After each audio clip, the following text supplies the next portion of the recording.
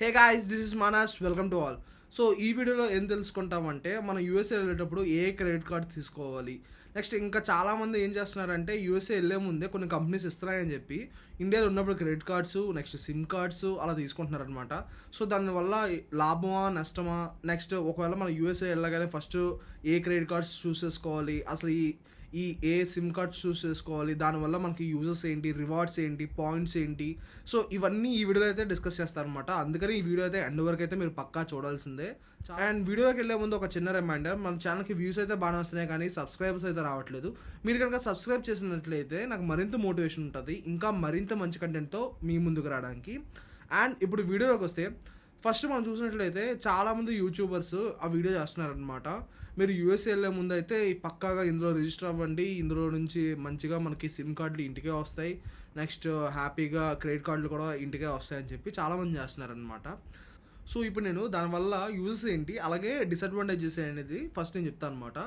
దాని తర్వాత మీరు ఏదైతే చూస్ చేసుకోవాలి మీకు తగ్గట్లుగా అని చెప్పి మీకు పర్ఫెక్ట్ పిక్గా అయ్యే క్రెడిట్ కార్డ్ అయితే మీ మట్లు మీరు చూసేసుకున్నట్లుగా ఇన్ఫర్మేషన్ అయితే చెప్తాను అనమాట. సో ఫస్ట్ మనం చూసుకున్నట్లయితే యూఎస్కి వెళ్ళే ముందు చాలామంది క్రెడిట్ కార్డ్స్ అనేవాళ్ళు తీసుకుంటున్నారు, నెక్స్ట్ సిమ్ కార్డ్స్ అనేది తీసుకుంటున్నారు. సో దానివల్ల యూజెస్ చూసుకుందాం. ఎందుకంటే మనం అక్కడ యూఎస్ వెళ్ళి అక్కడ మనకు ప్రొసీజర్ తెలియదు. ఫస్ట్ ఎవరో ఒకరి దగ్గర అడిగి చేసుకోవాలి. అది సింపుల్ ప్రొసీజర్ అయినా సరే లైక్ ఇంకోళ్ళ హెల్ప్ అయితే తీసుకోవాల్సి వస్తుంది. సో అది లేకుండా మనం ఇక్కడ ఇంటి దగ్గరికి హ్యాపీగా క్రెడిట్ కార్డ్ వచ్చేస్తుంది, నెక్స్ట్ యాజ్ వెల్ యాజ్ మనకి సిమ్ కార్డ్ అనేది కూడా వచ్చేస్తుంది అనమాట. అది ఫస్ట్ థింగ్ యూజెస్. బట్ ఇప్పుడు డిసడ్వాంటేజెస్లోకి వస్తా అనమాట. డిసడ్వాంటేజెస్ అని కాదు, నా ఒపీనియన్లో ఇది. జనరల్గా ఇలాంటి కార్డ్స్ని మనం 4X కార్డ్స్ అంటాం అనమాట. ఈ క్రెడిట్ కార్డ్స్ కాకుండా ఏంటి అంటే కొన్ని కంపెనీస్ అనేవాళ్ళు మనకి యూఎస్ఏ క్రెడిట్ హిస్టరీ లేకపోవడం వల్ల కొంచెం ఇబ్బంది అవుద్దేమో అని చెప్పి ఇక్కడ ఇండియాలోకి మనకి 4X cards US credit base హిస్టరీతో ఇష్యూ చేస్తున్నారనమాట. సో ఆ 4X కార్డ్స్ యూస్ చేయడం వల్ల యూఎస్ ఏంటి అంటే హ్యాపీగా యూఎస్ క్రెడిట్ హిస్టరీతోనే మనం రిజిస్టర్ అన్ని అవ్వచ్చు. అది ఎక్స్పీరియాన్ అలాంటి వాటి క్రెడిట్ కంపెనీస్కి అయితే పంపిస్తుంది. సో యూఎస్ క్రెడిట్ హిస్టరీ అయితే మనకి ఆబ్వియస్లీ బిల్డ్ అవుద్ది. బట్ ఏంటి అంటే రివార్డ్స్ పాయింట్లోకి మనం చూసుకున్నట్లయితే క్రెడిట్ కార్డ్స్ మెయిన్గా మనం వాడడానికి కారణం ఏంటంటే reward points rather than the debit cards. So ఆ రివార్డ్ పాయింట్స్లో చూసుకున్నట్లయితే నేను కొన్ని కంపెనీస్ చూసినట్లయితే సో ఆ కంపెనీస్ ఎలా అంటే మాకు 65,000+ లొకేషన్స్లో మేము ఉన్నాము, నెక్స్ట్ ప్రతి కంపెనీ ఉన్నాం, నెక్స్ట్ మీరు ఏదైనా ఒక టాప్ 5 బ్రాండ్స్ మీకు ఇష్టమైనది చూస్ చేసుకోండి, దాని మీద అయితే 5x రివార్డ్ పాయింట్స్ పొందండి, మిగతా వాటి మీద అయితే 1x అని చెప్పి అలా అంటున్నారనమాట. సో అప్పుడు నేనేం చూసుకున్నాను అంటే ట్రెడిషనల్ క్రెడిట్ కార్డ్స్ కొన్ని ఉంటాయి, లైక్ బ్యాంక్ ఆఫ్ అమెరికా నుంచి American express, as well as chase నుంచి చేజ్ ఫ్రీడమ్, అలాంటి కార్డ్స్ అనేవి ట్రెడిషనల్ అనమాట. సో ఇంకా క్యాపిటల్ వన్ అవన్నీ డిఫరెంట్ ఉన్నాయి. సో అవన్నీ డిఫరెంట్ అనమాట. సో మన మెయిన్గా స్టూడెంట్స్ ఎవరైనా తీసుకునే వాళ్ళు అయితే యూఎస్లోకి వెళ్ళి బ్యాంక్ అకౌంట్ అయితే బ్యాంక్ ఆఫ్ అమెరికా నుంచి ఆర్ఎల్స్ చేజ్ నుంచి తీసుకుంటారనమాట. సో వాటి నుంచి కంపేర్ చేస్తే నాకు ఇది చాలా డిఫరెంట్ అనిపించింది, అసలు ఆ బొక్క అనిపించింది అనమాట సింపుల్గా చెప్పాలంటే. సో ఎందుకు అలా అనిపించిందని ఇప్పుడు చెప్తా.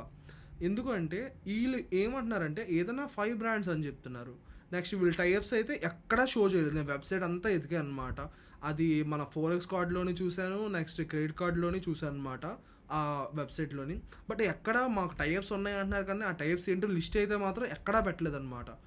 బట్ అదే మీరు బ్యాంక్ ఆఫ్ అమెరికా కానీ ఆర్ఎల్స్ మన చేజ్ ఫ్రీడమ్ బ్యాంక్ కానీ సో ఇలాంటి బ్యాంక్స్ కానీ చూసుకున్నట్లయితే వాళ్ళు ఎక్కడ పడితే అక్కడ పెడుతూనే ఉంటారు అనమాట. వీళ్ళు మా పార్ట్నర్స్, మీకు మేము ఇచ్చే క్రెడిట్, మీకు మేము ఇచ్చే రివార్డ్స్తో మీరు ఇక్కడ తీసుకోవచ్చు. లైక్ ఫర్ సపోజ్ చేజెస్ తీసుకుందాం. సో చేజ్ బ్యాంక్ తీసుకున్నట్లయితే వాళ్ళకి హయత్ హోటల్స్లో కానీ లేకపోతే ఎమిరేట్స్లో కానీ సో ఇలా డిఫరెంట్ దగ్గర ఉన్నాయన్నమాట.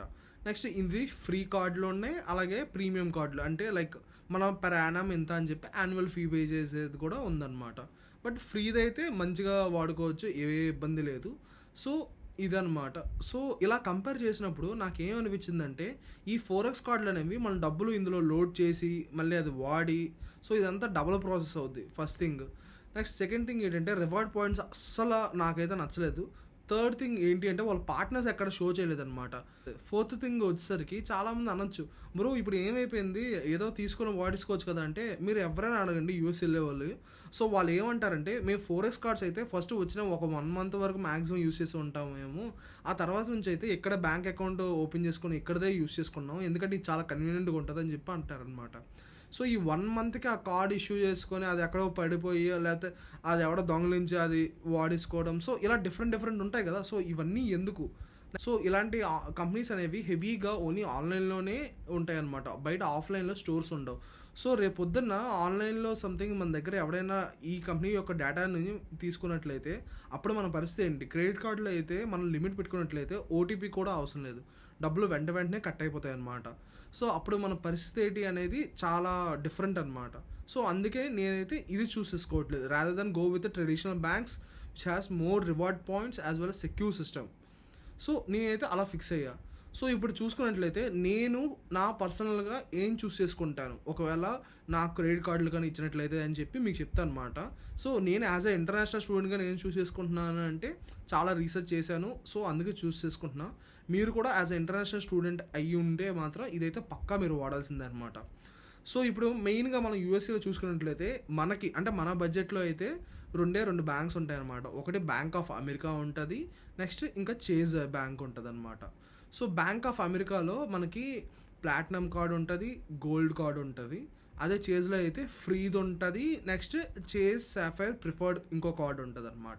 సో ఇప్పుడు అమెరికన్ ఎక్స్‌ప్రెస్ కార్డ్స్‌లో అయితే గోల్డ్ కానీ ఆర్ ఎల్స్ మీరు ప్లాటినం కార్డ్స్ కానీ తీసుకున్నట్లయితే పర్ యానమ్ ఎంత అని చెప్పి ఫీ పే చేయాల్సి ఉంటదన్నమాట.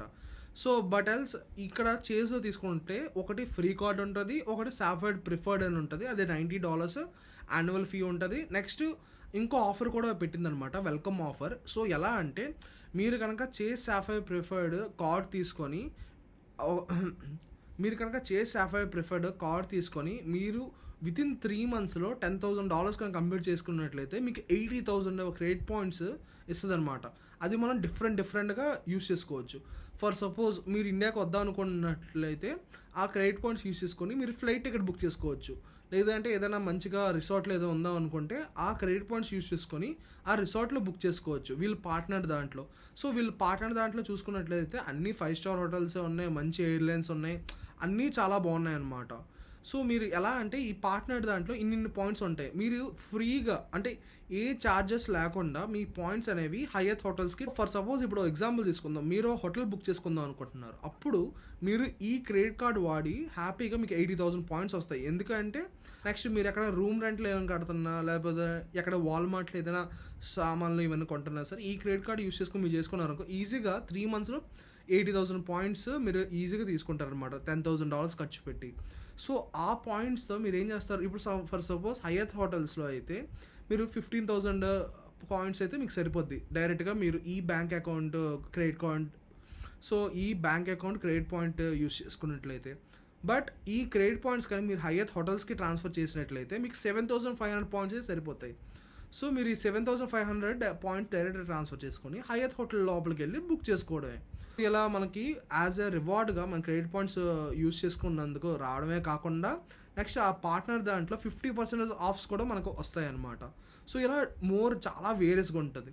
ఇప్పుడు అనొచ్చు బ్రో మరి ఇవన్నిటికీ యాన్యువల్ ఫీ ఉంటేనే అవుద్దా లేదంటే అవ్వదా అంటే, సో ఈ చేజ్ దాంట్లో ఫ్రీది ఉంది కదా, ఫ్రీడమ్ అన్లిమిటెడ్ అని ఆ కార్డ్ అయితే మాత్రం మనం డైలీ వాడుకోవచ్చు. మీరు హౌస్ రెంట్ పే చేయాలన్నా లేకపోతే వాల్మార్ట్లోకి వెళ్ళి ఏదైనా చేసుకోవాలన్నా లేదా ఇండియన్ బజార్లో ఏదైనా బై చేయాలన్నా హ్యాపీగా మీకు ఈజీగా ఏ బ్రాండ్ తీసుకున్నా సరే లైక్ ఏ బ్రాండ్ మీరు వాల్మార్ట్లో ఉంది ఏం తీసుకున్నా సరే 1.5 to 5x వరకు వచ్చే ఛాన్స్ ఉందన్నమాట రివార్డ్ పాయింట్స్. అది మీరు రెస్టారెంట్స్కి వెళ్ళి ఖర్చు పెట్టినా, ఒకవేళ సంథింగ్ మీ గ్రాసరీస్ కొనుక్కున్న, లివింగ్ ఎక్స్పెన్సెస్ పే చేసినా, ట్యూషన్ ఫీ పే చేసినా సరే ఈ ఛాన్సెస్ అయితే ఉన్నాయన్నమాట.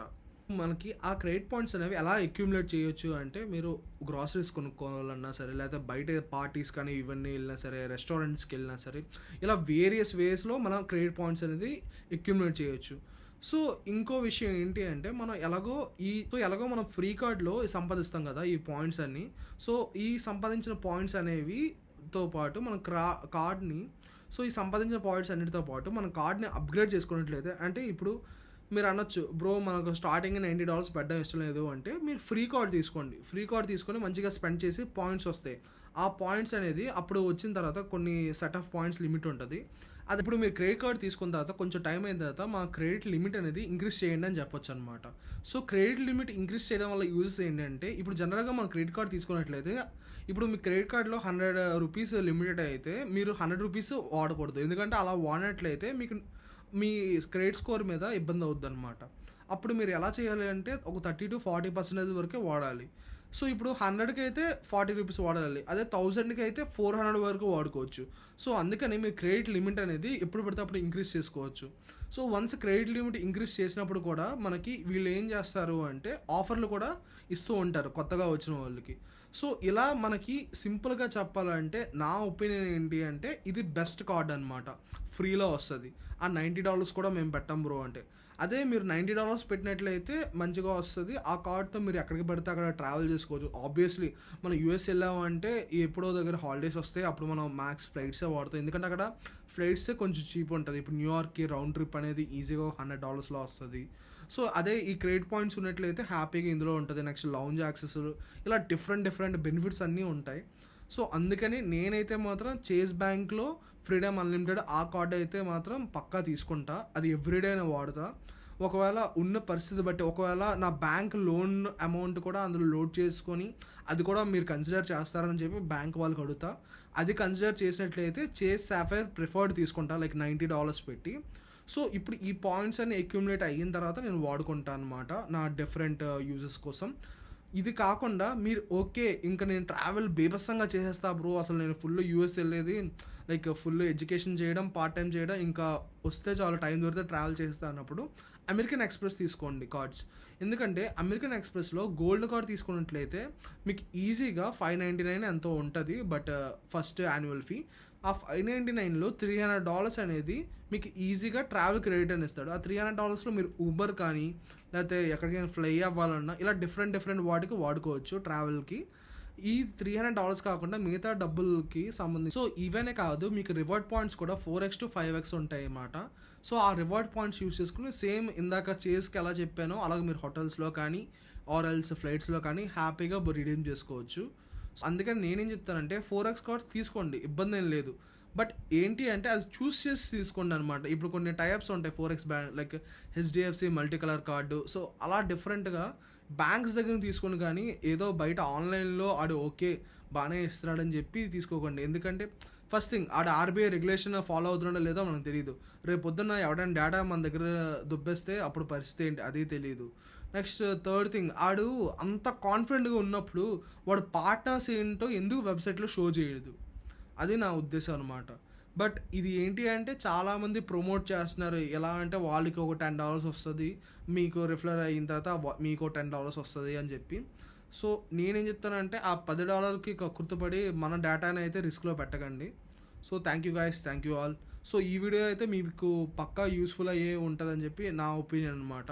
So please do share, comment and like. Thank you guys.